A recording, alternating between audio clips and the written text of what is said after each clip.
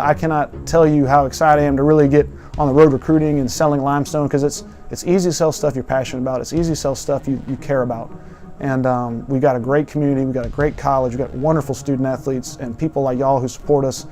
This place is going in the right direction. I know that what we're at right now is tough, but like I told the team, I put a picture up in the locker room on Monday, and it was like our roadmap for success. And I had a street going up into the mountains. And I said, we've got mountains we've got to climb together, but right now there's a rearview mirror, and I said, we're not looking back. We're not looking back. And that's great. We're going to just go forward. These are your next things you got to do, but here are the mountains we're going to climb together.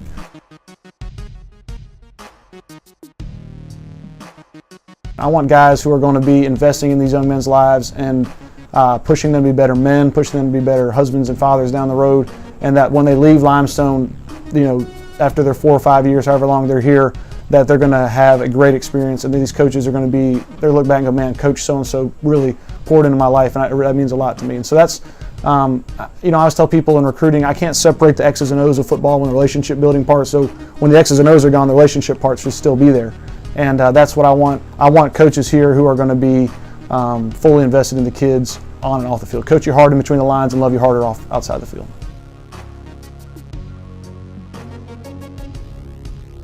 I think the offense, I can speak to that for the most part, will look very similar to what we saw this year. We're trying to be a pro-style team. We're going to involve a lot of motions. We try to get a lot of people on the field. We do a lot of different personnel groupings. We're going to be different and multiple to try to really force the other defense to have to spend a lot of time preparing for us. I know that we're going to play fast, we'll play physical, we'll be great tacklers. Tackling is like the lost skill. It's like in the NBA, there's like the lost mid-range jumper. Tackling has now become like a thing of the past, it seems like. And you let the people with a God-given ability play fast and play hungry, and let them just not overthink things. It's more fun. The Saints, when you get people involved in the game, everyone has a good time. And obviously there's one ball and it's a lot of place to go around, but how much more fun is it for the quarterback to catch a pass and the offensive lineman to carry the ball? And so, and obviously if we're still going forward down the field, that makes it a lot more enjoyable.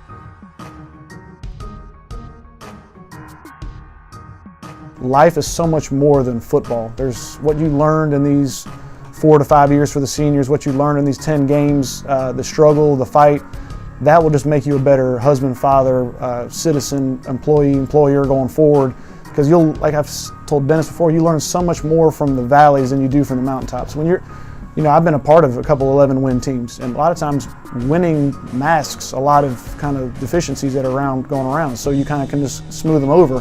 When you lose, it just brings everything to the forefront. And it's just because you go 0-10 does not mean you're a loser. It does not mean at all. And we've got wonderful kids. And I've had exit interviews with almost all of our seniors, and I've told them, you will be successful in life and in your career after this because of what you've gone through here. So what they'll be able to leave Limestone with, and knowing that football is such a small portion of your life, but what football is and why it's the greatest game ever is because it kind of encompasses all the emotions and all the things that you're going to learn about life. You can learn it from a game. I don't want this to be, hey, let's worry about Wingate, let's worry about Catawba, let's worry about Tusculum. Let's worry about you after Limestone. And so that's one thing, is why I've got a platform to say it to them. I'm going to use that platform to try to prepare them to be better young men, better husbands, better fathers.